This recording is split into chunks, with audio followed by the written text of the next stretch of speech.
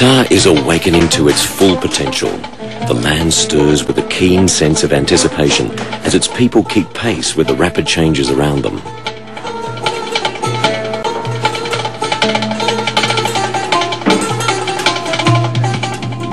And the limitless sea of possibilities that stretches ahead continues to beckon new arrivals to its shores.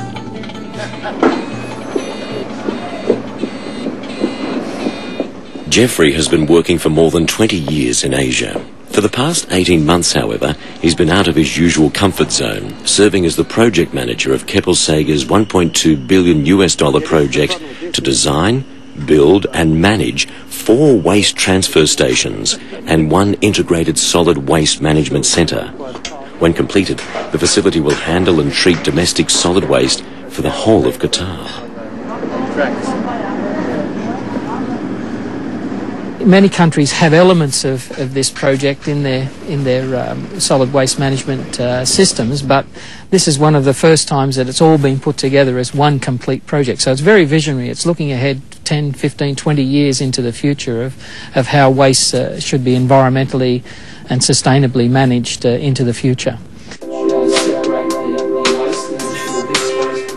The centre is designed to treat an initial capacity of more than 1,550 tonnes of waste a day. It will comprise waste sorting and recycling facilities, landfill, composting plant and waste-to-energy incineration plant, the heart of the waste treatment facility. The massive project is one of the largest engineering contracts secured by a Singapore company in the Middle East market.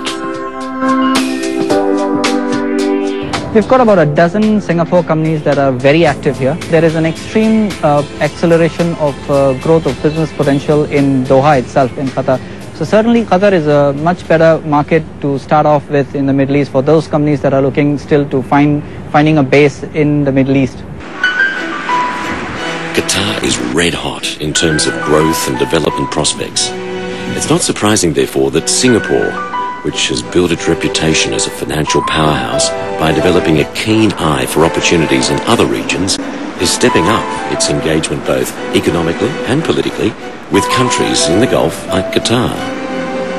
By coming here in 2005, I started, I would say, first trickle, later on a stream of interest in Qatar, and now when it's turning into a bit of a flood. Keppel is here in a big way, so I hope we see a bigger flow of exchanges between both sides. Pearl Qatar. This is Qatar's first international real estate venture. Shaped like a string of pearls, the luxurious island retreat will house marinas, high-end retail shops, 5-star hotels, schools and medical centres. Investors from 45 countries have flocked to the project that has been dubbed the Venice of Qatar. Pearl Qatar offers abundant opportunities, not only in real estate, but in other sectors as well. During his recent trip to Qatar, the senior minister noted that there are opportunities for Singapore to work with Qatar on mutually beneficial projects.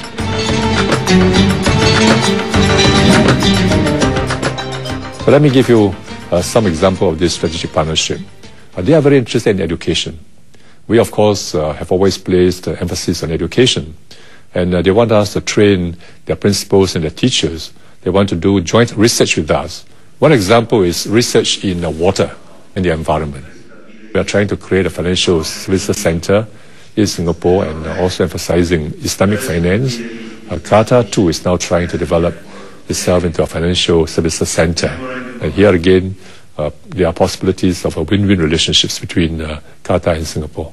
We like to be a partner with the Singaporean to have a co-investment going outside actually of Singapore and outside of Qatar.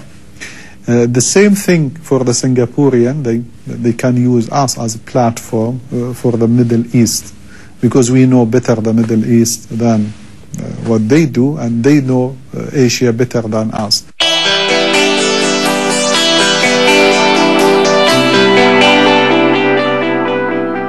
Qatar's government is keen to find the formula needed to make the country an investment as well as a living destination. And Qatar draws from the experiences of its Gulf neighbours and Singapore.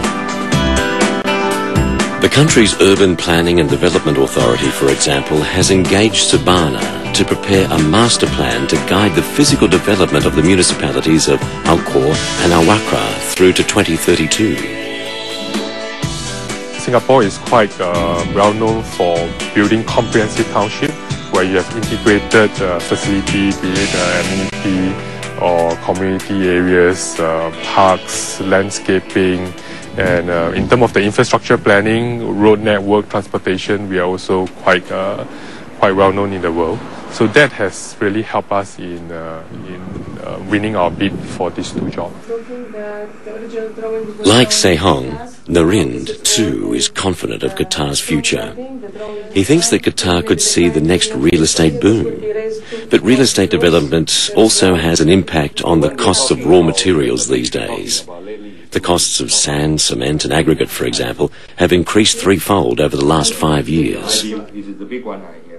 For the past 5 years, I've seen a lot of inflation coming in this country so great that today, from 2003 until today, I believe the inflation has gone up 20 to 30% already. So it's one of the factors. Secondly, I think because of the currency. Between Qatar are pegged, the real are pegged more to the US, and now US towards our country are much weaker and weaker. I mean, our money is compared to US much stronger. If the country is growing at the rate of 20 or 23% per annum for the last 5 or 6 years, of course you have to expect the inflation. Plus, it is because of the demand and the supply. The economy is growing more than the capacity of the country, then we have to live with it for a time being.